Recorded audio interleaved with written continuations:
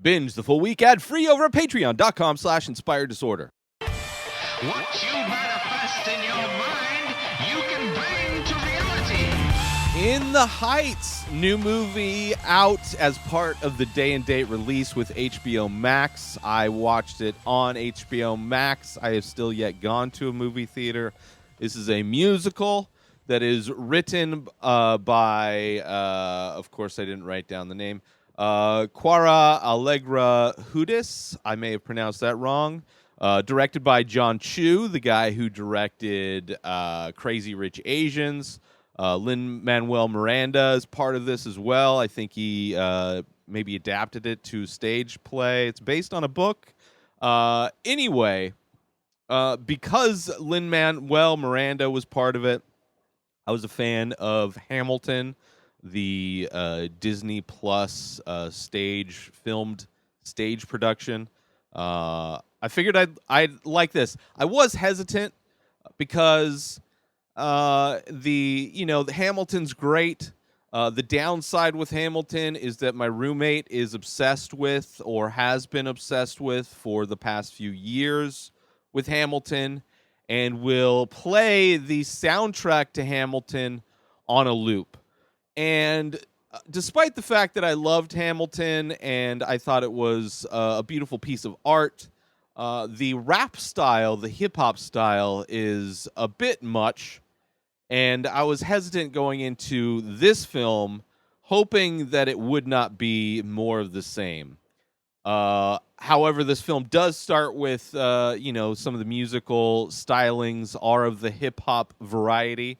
But the movie itself has a diverse amount of musical styles, which I enjoyed, which I appreciated, and which actually fits this story quite a bit. Not that rap fit the Hamilton story. That was kind of an anomaly, kind of just a very interesting kind of mashup of things.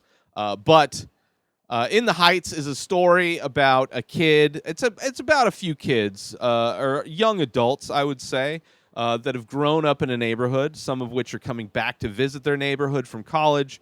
Others are working and still in the neighborhood. But it's about this neighborhood, Washington Heights, and it's about the people in the neighborhood. It's about how the neighborhood's changing. It's about how the people in the neighborhood is changing. But it all starts, you're introduced to the main character, one of the main characters, I would say, but I guess he might be the lead. He is a bodega owner. He's saving all of his money, every penny, with a dream to go back to Puerto Rico. I hope I'm saying that right. He wanted to go back to Puerto Rico. Is the place where his family is from. So that's like his dream. His dream is to save up enough money to leave and move permanently back to where his family is from. Then there's also the female lead who is coming back from college, and her dad owns a car service that she finds out has been downsized in order to fund her college. But she's kind of over college. She kind of wants to go back to the neighborhood. And doesn't want to waste her dad's money or have him sell away his business in order to pay for a college that she's not entirely sure that's the direction she wants to go, which is kind of a common thing. It's very it's very, I would say, the lesser occurrence for people who are going to or are in college are the people who know exactly who they want to be when they grow up, and know exactly what they want to study. Generally, your 20s is the time when you're finally finding a bit of your freedom. You're living on your own. You're making new friends, and you're partying a lot. But you're not really. You don't really have the answers as far as like to know the direction you're supposed to go in that age is just ridiculous. So anyway, she's coming back, and it's got a few, there's some love interests that I didn't really care for. The main dude's love interest, she comes in and he gives her free coffee. She just seems very pretentious. I've been watching Friends a lot. She seems like a rager. Rachel, just very self-absorbed, doesn't really care about anybody else, has no idea that this dude likes her. She works at a nail salon. She has dreams of starting a fashion, company, starting to create her own clothing. So everybody has these dreams. Then you have the older generation that's been in town. Everybody's seeing how things have changed. Of course, this musical is filled with tons of beautiful choreographed dancing moments, with singing, obviously. It is a long runtime, like 2.5 hours long, but it doesn't feel like it at all. As opposed to some movies like Zack Snyder movies that feel almost longer than they are. This one, it feels like it's a movie, right? Like if you were to cut out all the musical moments or substitute those musical moments with just, typical dialogue, it probably would have been less than a 2-hour long movie. But with all the musical moments, it adds a lot to it, even though it doesn't necessarily progress the story forward. The musical moments definitely convey a lot of powerful emotions. There's a musical moment with the main character's grandma, his abuela, or maybe I don't know if that's grandma or if that's aunt. I think that's grandma, abuela. She's like reminiscing about when she came to America and how the American dream, like to come here and you can start a life and you can make your own money and find your own way. And she's like singing about how this American dream is no longer the thing because she spent her whole life working and on her hands and knees, working to her hands to the bone, and just not really appreciating anything different. It was just a lifetime of work and servitude. So it's a beautiful song about how she kind of, in some ways, wishes that she could go back. Of course, her grandson has the dream of going back, so part of it is, I'm sure, her living vicariously through him, even though that she's made the neighborhood her home.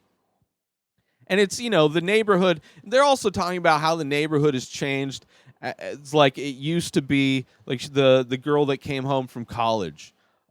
She was talking about how there's no sense of family, there's no sense of community when she goes to college. She's just the other. She's just the minority, and then within the minorities, there's nothing there. And even back when she's back home, she's talking about basically romanticizing about segregation, about how communities were packed together because families would move, they would migrate, they would immigrate to the United States.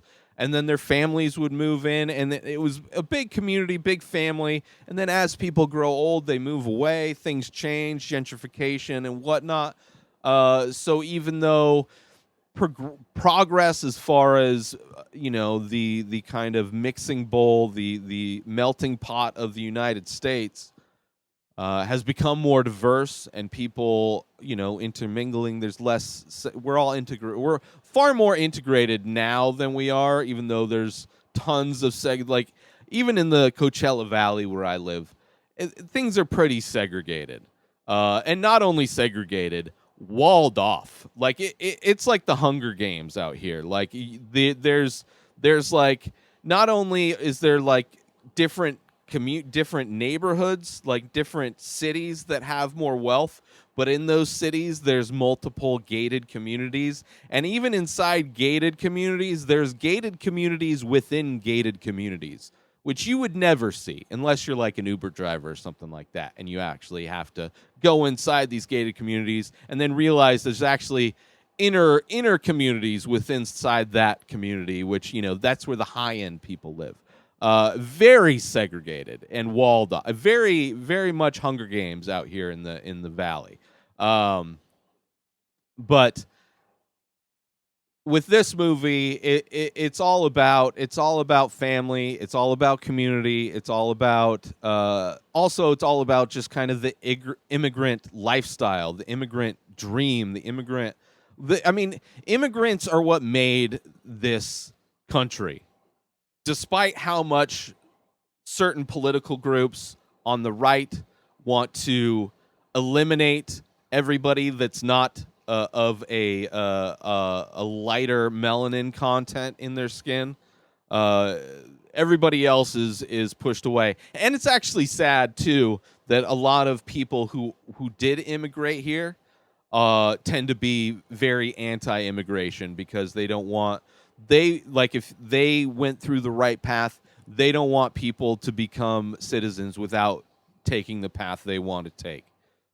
Which is which is sad. Which is a similar thing with anybody that comes from nothing and they get money. They tend to be very very conservative with that and don't want to have any kind of help be given to anybody that might be struggling and poor because they didn't need any help, so therefore nobody should have any help. It's a very selfish mentality that sometimes happens. But this movie is full of love. This movie is full of compassion. Despite things changing, I mean, this movie in a lot of ways is about gentrification, even though it's not, as focused as a topic as gentrification is in some other movies, like maybe Blind Spotting or other movies that I'm blanking on right now. But it's a beautiful film. I'm not a big musical fan. I did enjoy Hamilton. I have enjoyed musicals now and then. You definitely have to be in a mindset for a musical. And this one started out kind of uber Disney-fied. I mean, it starts out with the main character sitting down with a bunch of neighborhood kids on a beach, and he's going to tell them the story of Washington Heights. Which is just reeks of a 90s Disney family film. But once it gets into the story, it's not as Disneyfied. It has a lot of components to it that are really good. But I enjoyed it. It's got a lot of ups and downs, a lot of people trying to figure out what they want to do.